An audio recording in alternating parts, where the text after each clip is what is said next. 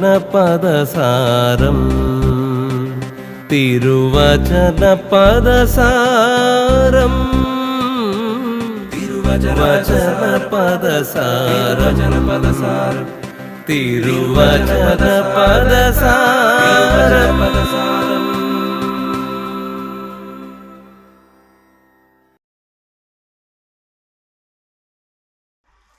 ഈശോ മിശിഹായ്ക്ക് സ്തുതിയായിരിക്കട്ടെ. മാന്യ പ്രേക്ഷകർക്ക് തിരുവചന പദസാരത്തിൻ്റെ 116 എപ്പിസോഡിലേക്ക് ഹൃദ്യമായ സ്വാഗതം.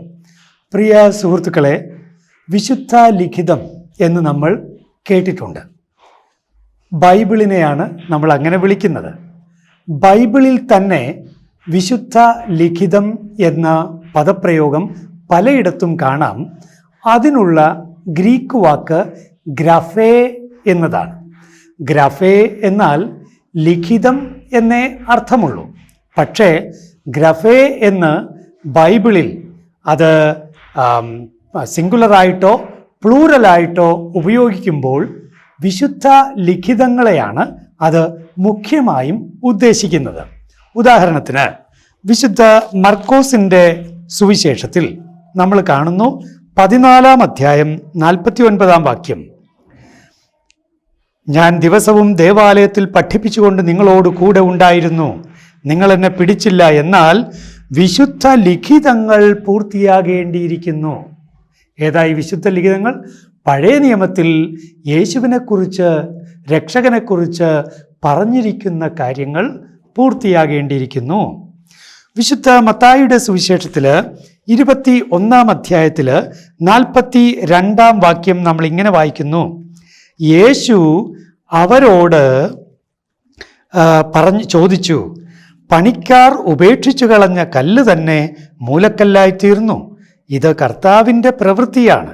നമ്മുടെ ദൃഷ്ടികൾക്ക് ഇത് അത്ഭുതകരമായിരിക്കുന്നുവെന്ന് വിശുദ്ധ ലിഖിതത്തിൽ നിങ്ങൾ വായിച്ചിട്ടില്ലേ? ഇത് സങ്കീർത്തനമാണ്. സങ്കീർത്തന ഭാഗത്തെ ഇവിടെ ഉദ്ധരിച്ചിരിക്കുകയാണ്. പക്ഷേ പറഞ്ഞിരിക്കുന്നത് ഗ്രാഫേ എന്നാണ്. അത് വിശുദ്ധ ലിഖിതം, വിശുദ്ധ ലിഖിതങ്ങൾ. അതുപോലെ തന്നെ ലൂക്കായുടെ സുവിശേഷത്തിൽ 24 അധ്യായം 27 വാക്യത്തിൽ നമ്മൾ വായിക്കുന്നുണ്ട്, വിശുദ്ധ ലിഖിതങ്ങൾ ഗ്രഹിക്കാൻ തക്ക വിധം അവൻ അവരുടെ മനസ്സ് തുറന്നു. അപ്പോൾ വിശുദ്ധ ലിഖിതങ്ങൾ, ഗ്രഫേ ലിഖിതം, വിശുദ്ധ ലിഖിതം. യോഹന്നാൻ്റെ സുവിശേഷം 20 അധ്യായം 9 വാക്യത്തിൽ നമ്മൾ സമാനമായത് കാണുന്നുണ്ട്. വിശുദ്ധ ഗ്രന്ഥം, വിശുദ്ധ ലിഖിതം അവർ മനസ്സിലാക്കിയിരുന്നില്ല എന്ന്. യേശുവിൻ്റെ ഉത്ഥാനത്തെ സംബന്ധിച്ചുള്ള വിശുദ്ധ ലിഖിതത്തെക്കുറിച്ചാണ് യോഹന്നാൻ 20 അധ്യായം 9 വാക്യത്തിൽ നമ്മൾ കാണുന്നത്. അപ്പസ്തോല പ്രവർത്തനം 8 അധ്യായത്തിൽ 32 വാക്യത്തിൽ ഇതേ പദം കാണുന്നു, ഗ്രഫേ.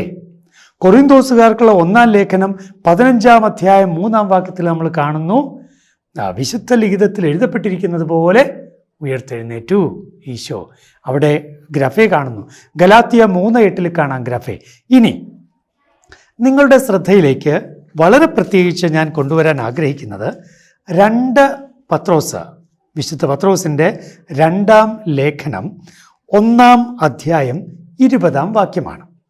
ആദ്യം നിങ്ങൾ ഇത് മനസ്സിലാക്കുവിൻ, വിശുദ്ധ ലിഖിതത്തിലെ പ്രവചനങ്ങൾ ഒന്നും തന്നെ ആരുടെയും സ്വന്തമായ വ്യാഖ്യാനത്തിനുള്ളവയല്ല. വിശുദ്ധ ലിഖിതത്തിലെ പ്രവചനങ്ങൾ, അവിടെ പ്രവചനം എന്നുള്ളത് പ്രൊഫതെയ്യ എന്ന പദമാണ്. വിശുദ്ധ ലിഖിതം എന്നുള്ളത് ഗ്രാഫേ എന്ന പദമാണ്. അപ്പോൾ എന്താണ് വിശുദ്ധ പത്രോസ് ഉദ്ദേശിക്കുന്ന ഗ്രാഫേ?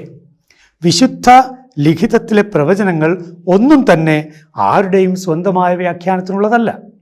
സുവിശേഷങ്ങളിൽ കണ്ടതുപോലെ, മറ്റു ലേഖനങ്ങളിൽ കണ്ടതുപോലെ പഴയ നിയമം, തോറാ, നബിയും, കെത്തുബീം, അങ്ങനെ 3 ഭാഗങ്ങളായിട്ടുള്ള പഴയ നിയമം, യഹൂദരുടെ പഴയ നിയമം, ആ ഭാഗങ്ങൾ തീർച്ചയായും ഇവിടെ ഉദ്ദേശിച്ചിരിക്കുന്നു.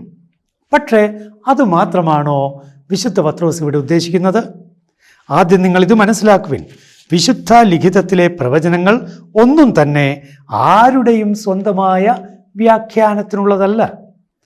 ഗ്രാഫേ, പഴയ നിയമം മാത്രമാണോ വിശുദ്ധ പൗലോസ് ഗ്രാഫേ ആയി മനസ്സിലാക്കിയത്? ശരി. 2 പത്രോസിൽ തന്നെ 3-ാം അധ്യായം 16-ാം വാക്യത്തിലേക്ക് വരിക. അവിടെ നമ്മൾ ഇങ്ങനെ വായിക്കുന്നു, ഇങ്ങനെ തന്നെയാണ് എല്ലാ ലേഖനങ്ങളിലും അവൻ എഴുതിയിരിക്കുന്നത്. പൗലോസിൻ്റെ ലേഖനങ്ങളെക്കുറിച്ചാണ്. 15-ാം വാക്യം, നമ്മുടെ കർത്താവിൻ്റെ ദീർഘക്ഷമ രക്ഷാകരമാണെന്ന് കരുതിക്കൊള്ളുവിൻ. നമ്മുടെ പ്രിയപ്പെട്ട സഹോദരനായ പൗലോസ് തനിക്കു ലഭിച്ച ജ്ഞാനമനുസരിച്ച് ഇക്കാര്യം തന്നെ നിങ്ങൾക്ക് എഴുതിയിട്ടുണ്ടല്ലോ. ഈ വിഷയത്തെക്കുറിച്ച് പറയുമ്പോഴെല്ലാം ഇങ്ങനെ തന്നെയാണ് എല്ലാ ലേഖനങ്ങളിലും അവൻ എഴുതിയിരിക്കുന്നത്. മനസ്സിലാക്കാൻ വിഷമമുള്ള ചില കാര്യങ്ങൾ അവയിലുണ്ട്. അറിവില്ലാത്തവരും ചഞ്ചലമനസ്കരുമായ ചിലർ മറ്റു വിശുദ്ധ ലിഖിതങ്ങളെപ്പോലെ അവയെയും തങ്ങളുടെ നാശത്തിനായി വളച്ചൊടിക്കുന്നു. കണ്ടോ, മറ്റ് വിശുദ്ധ ലിഖിതങ്ങളെപ്പോലെ അവയെയും. അതിൻ്റെ അർത്ഥം വിശുദ്ധ പത്രോസ് പഴയ നിയമത്തിലെ വിശുദ്ധ ലിഖിതങ്ങളെ എങ്ങനെ ദിവ്യമായി കരുതിയോ അതുപോലെ ദിവ്യമായി വിശുദ്ധ ലിഖിതമായി കരുതി പൗലോസിൻ്റെ ലേഖനങ്ങളെയും എന്ന് വ്യക്തമാക്കുന്ന തിരുവചനമാണ് 2 പത്രോസ് 3:16. പ്രിയപ്പെട്ടവരെ, വിശുദ്ധ ലിഖിതങ്ങളെ, പഴയ നിയമത്തിലെയും പുതിയ നിയമത്തിലെയും ഗ്രന്ഥങ്ങളെ, പഴയ നിയമത്തിലെ 46 ഗ്രന്ഥങ്ങൾ, പുതിയ നിയമത്തിലെ 27 ഗ്രന്ഥങ്ങൾ, അങ്ങനെ 73 ഗ്രന്ഥങ്ങളെ വിശുദ്ധമായി കരുതാം. നമ്മൾ കഴിഞ്ഞ എപ്പിസോഡിൽ കണ്ടതുപോലെ ദൈവ നിവേശിതമായി കരുതാം. അവ വളച്ചൊടിക്കാതിരിക്കാൻ, അവ വിശ്വാസമില്ലാതെ ഉപയോഗിക്കാതിരിക്കാൻ, അങ്ങനെ ദൈവ ദൂഷകരാകാതിരിക്കാൻ നമുക്ക് പ്രത്യേകം ശ്രദ്ധിക്കാം. വിശുദ്ധ ലിഖിതങ്ങൾ നമ്മുടെ ചിന്തകളെയും വാക്കുകളെയും നിലപാടുകളെയും ജീവിതത്തെയും ദൈവം ആഗ്രഹിക്കും വിധം സാരമായി സ്വാധീനിക്കട്ടെ. വചനം നമ്മുടെ പാദത്തിന് വിളക്കും പാതയിൽ പ്രകാശവുമാകട്ടെ. ദൈവത്തിന് നന്ദി. നിങ്ങൾക്ക് നമസ്കാരം.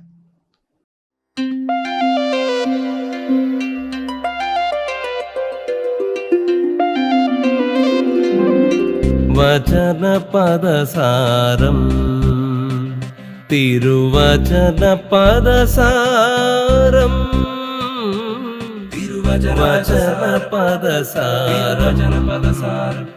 തിരുവചനപദസാരം